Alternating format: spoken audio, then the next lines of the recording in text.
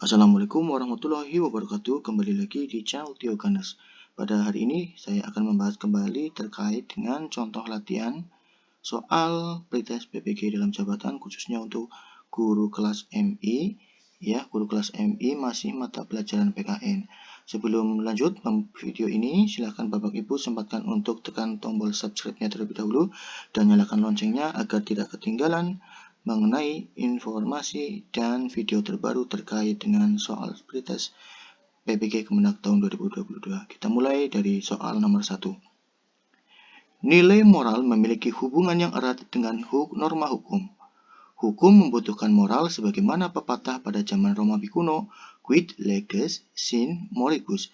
Makna dari kalimat tersebut adalah A. Moral bagian dari cipta hukum. B. Moral selalu diukur dengan norma hukum. C. Undang-undang kalau tidak disertai moralitas, hukum akan kosong. D. Hukum dan moral sama-sama mengatur mengenai tingkah laku manusia. E. Hubungan antara hukum dan kaidah-kaidah sosial lainnya itu saling mengisi. Kira-kira untuk pertanyaan nomor 1, jawabannya yang mana? Ya, betul. Jawabannya adalah yang C. Undang-undang kalau tidak disertai moralitas, hukum akan kosong. Kita lanjut ke soal nomor 2. Di Indonesia, sumber dari segala sumber hukum adalah A. Undang-Undang 1945, B. Pancasila, C. Peraturan Presiden, D. Peraturan Pemerintah, E. Peraturan Daerah. Ini soal yang cukup mudah. Kira-kira jawabannya yang mana, Bapak dan Ibu? Ya, betul, jawabannya adalah B. Pancasila. Kita lanjut ke soal nomor 3. Diketahui beberapa perilaku masyarakat sebagai berikut. 1. Melanggar peraturan lalu lintas. 2. Tidak membayar pajak dan distribusi. 3. Tidak taat dan patuh pada hukum yang berlaku. Beberapa perilaku di atas menunjukkan adanya A. Kesadaran hukum. B. Pelanggaran hak. C. Pengingkaran tanggung jawab. D. Pengingkaran kewajiban. E. Pengingkaran hak. Kira-kira jawaban yang tepat untuk nomor 3 apa ya? Ya, betul. Jawaban yang tepat untuk pertanyaan nomor 3 yaitu jawabannya adalah D. Pengingkaran kewajiban. Jawabannya yang D. Pengingkaran kewajiban. Kita lanjut ke soal nomor 4. Berikut yang merupakan hak atas kesejahteraan adalah A. Perlindungan dari segala bentuk ancaman. B. Memperoleh pekerjaan yang layak. C. Memilih dan dipilih dalam pemilu. D. Memperoleh keadilan.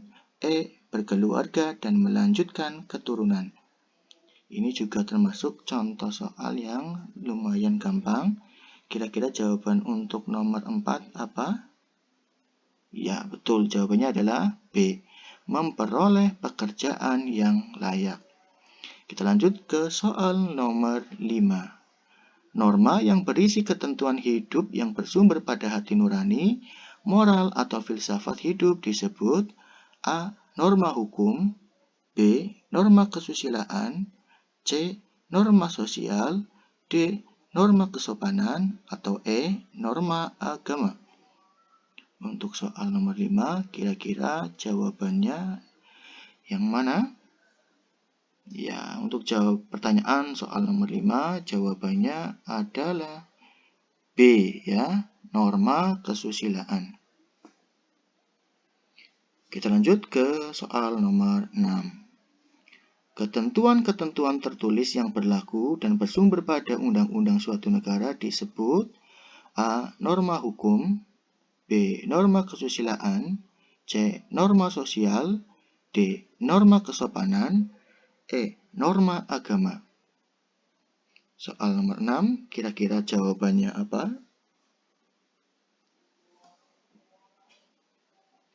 Jawaban untuk soal nomor 6 adalah A. Norma hukum. Kita lanjut ke soal nomor 7.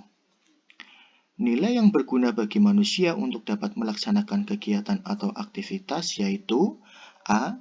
Nilai kerohanian, B. Nilai agama, C. Nilai vital, D. Nilai material, atau E. Nilai kesusilaan.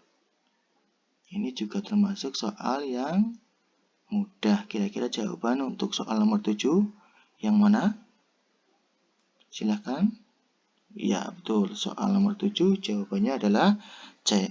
Nilai vital. Jadi nilai vital adalah nilai yang berguna bagi manusia untuk dapat melaksanakan kegiatan atau aktivitas. Kita lanjut ke soal nomor 7. Nah, berdasarkan pasal 31 Undang-Undang Dasar 1945, setiap warga negara memiliki persamaan hak untuk A. Mendapatkan pendidikan, B. Berpolitik praktis, C. Mengembangkan kebudayaan daerah, D. Membentuk partai politik, E. Berserikat dan berkumpul. Ini merupakan salah satu contoh soal yang terkait dengan pasal yang ada di Undang-Undang Dasar 1945. Kira-kira untuk jawaban soal nomor 8 yang mana? Pasal 31 itu membahas tentang apa?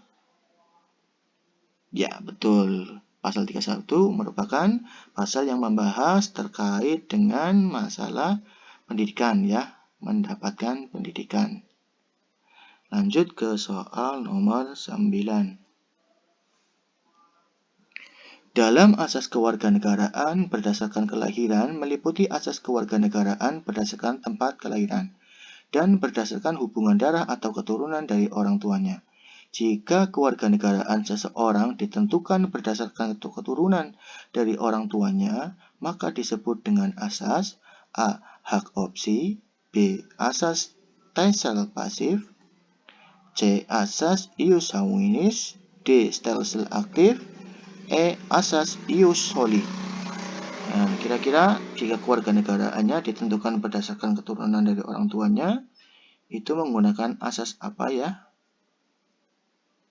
Ya, betul. Jawabannya adalah C. Asas ius sanguinis. Kita lanjut ke soal nomor 10. Untuk proses pewarganegaraan seseorang, ada yang melakukan tindakan-tindakan hukum, tetapi juga ada yang tanpa melakukan tindakan hukum.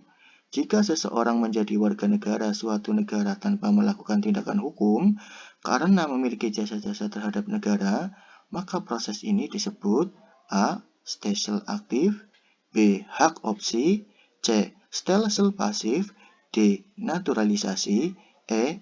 Hak repudiasi. Kira-kira jawaban yang tepat untuk soal nomor 10, yang mana jawaban yang tepat? Ya, betul. Soal untuk nomor 10, jawaban untuk nomor 10 yaitu C. Stelsel pasif. Lanjut ke soal nomor 11. Dalam Undang-Undang 1945,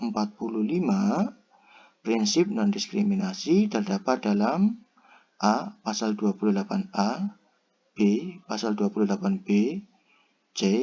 Pasal 28C, D. Pasal 28D, E. Pasal 28E. Prinsip non-diskriminasi kira-kira terdapat dalam pasal berapa?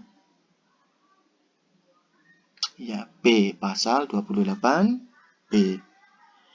Kita lanjut ke soal nomor 12.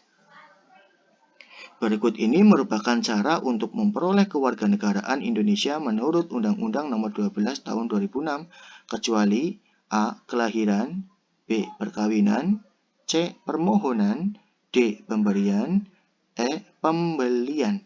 Kira-kira soal nomor 12 yang mana jawabannya?